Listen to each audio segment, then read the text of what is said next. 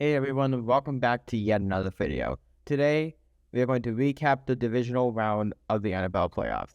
And this has to be the round of turnovers this year. Because, the losing team had a bunch every single game.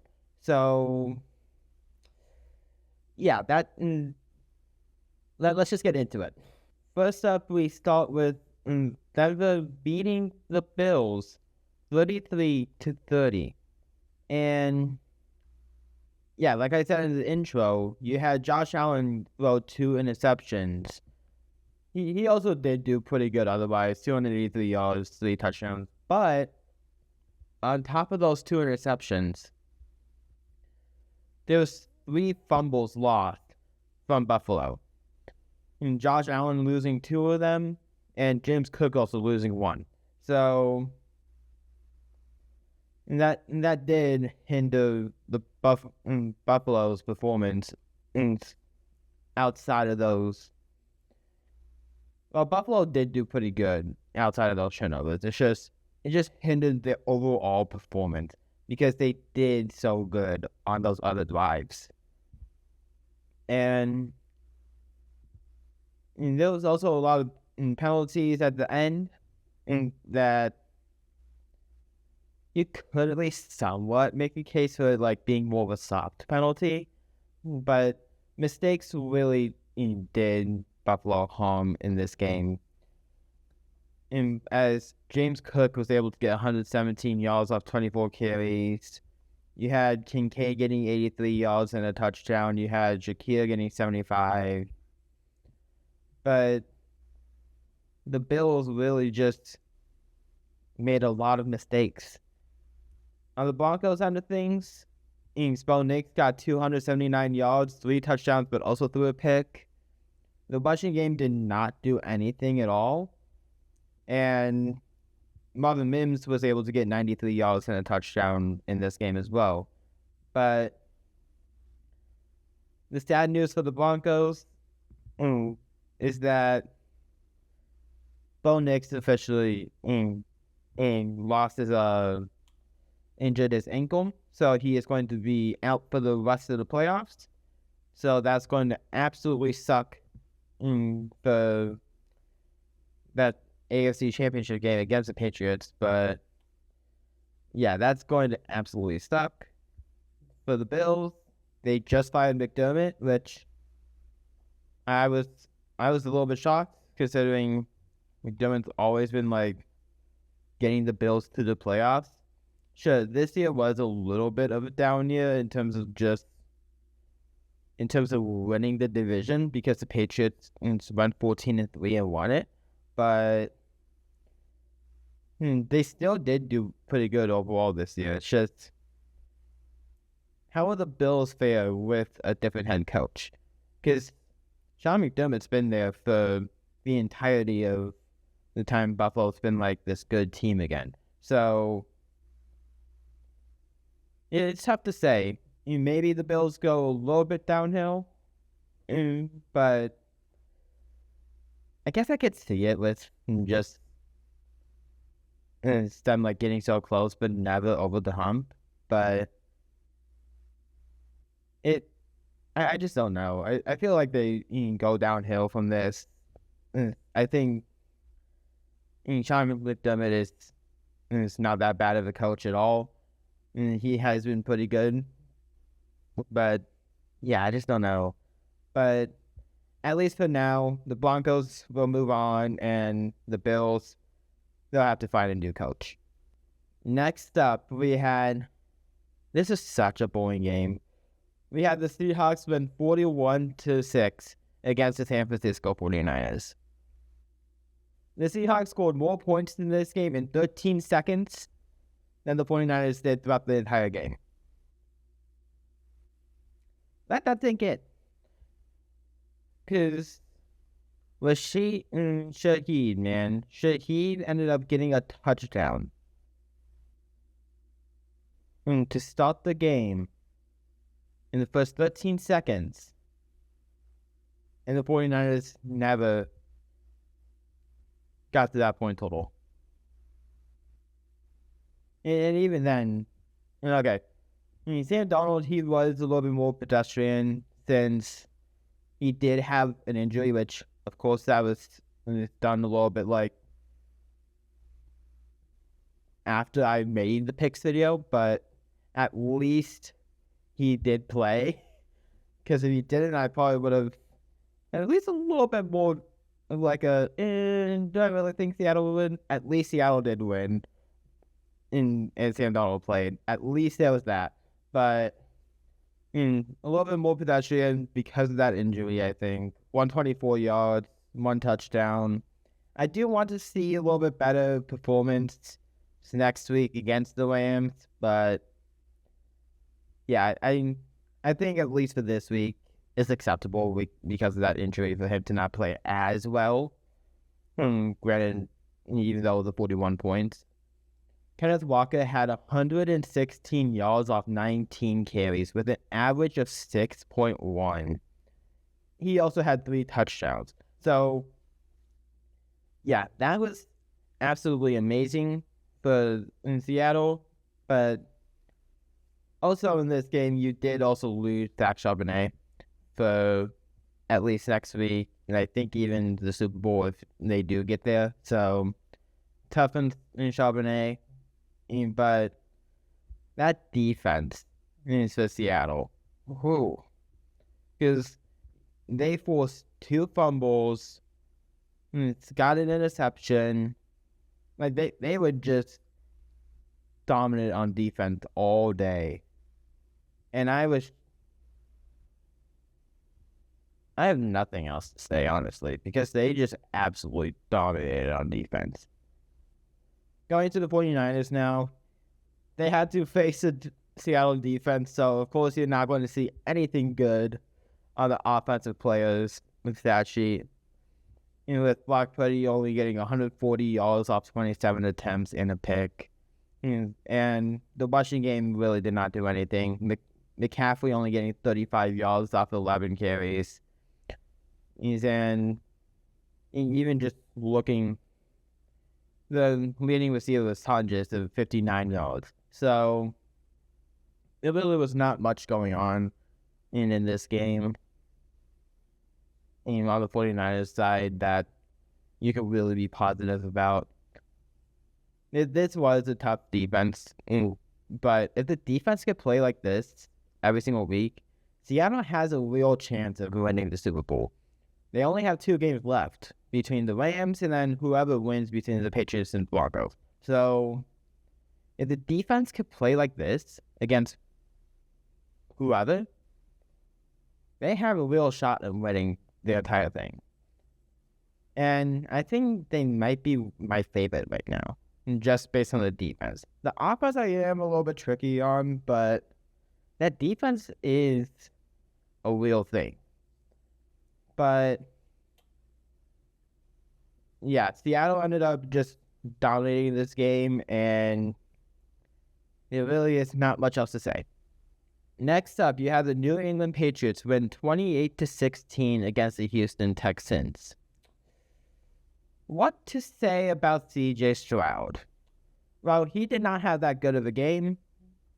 Only 212 yards, 1 touchdown, but also 4 interceptions. Now, those 4 interceptions came in the first half. And yeah, the Patriots defense absolutely did very well on the Texans. I don't think Stroud is that good of a player to really overcome these great defenses, and at least with the offense around him, because he did have a really good rookie season, but has not really had the success after that. But Roddy Marks, I think he's only getting 17 yards off 14 carries. I think in the offseason, Houston needs to find their run game. More so than anything. And offensive line.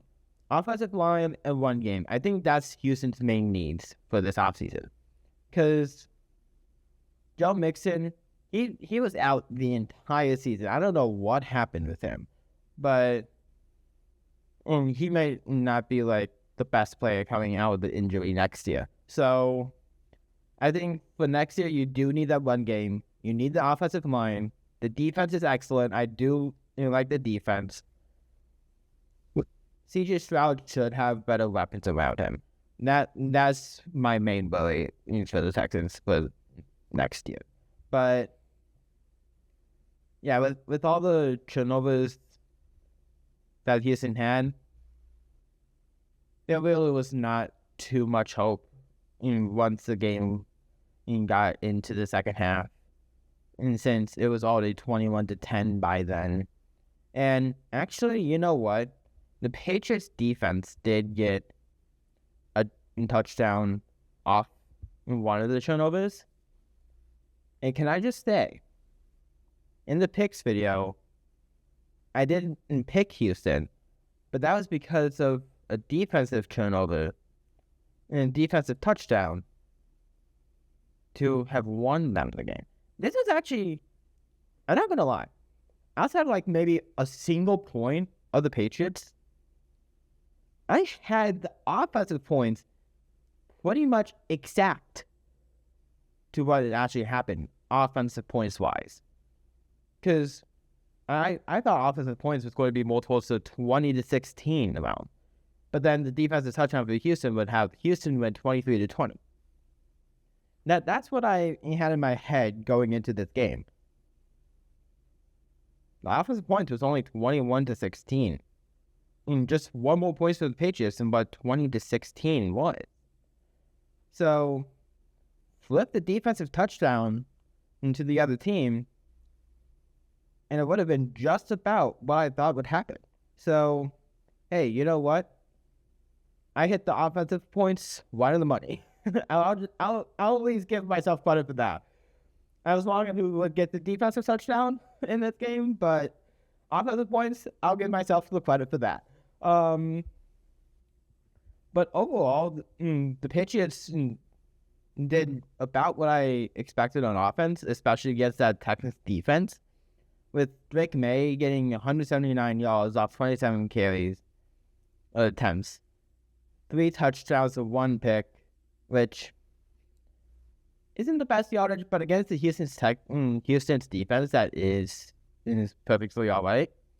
And the rushing game was able to get 70 yards. Ramondre Stevenson got 70 yards off 16 carries. And Kayshon Boutte getting 75 yards off 3 receptions for a touchdown. So, this wasn't the best offensive game that you could get. I don't know if, the airplane sound is going to go through there, but there just was. But, yeah, and this was pretty close to what I thought. It's just the defensive touchdown went the other way than what I thought it would. But otherwise, that is genuinely, this was a lot of defense in this game. Patriots defense played well. Texans defense played well. It's just the Patriots offense played a lot better than the Texans offense, to where the Patriots ended up winning. But yeah, for the Texans, I do think they need to work on some things offensively. And for the Patriots, they will go ahead and play the Jarrett Stidham-led Broncos. So I do think, and I know I'm giving away what I might do for the picks already, but I at least think the Patriots should win against the Broncos. But yeah, I do think this team is a Super Bowl bound team. I'm just not sure if they would win there, but I think with Jarrett Stidham playing for the Broncos, the Patriots have a real shot to get there. So, but we will see what ends up happening for both teams, and I think the Patriots might end up going there. And finally, this one stings, honestly. This one does. We had the Los Angeles Rams beat the Chicago Bears 20-17.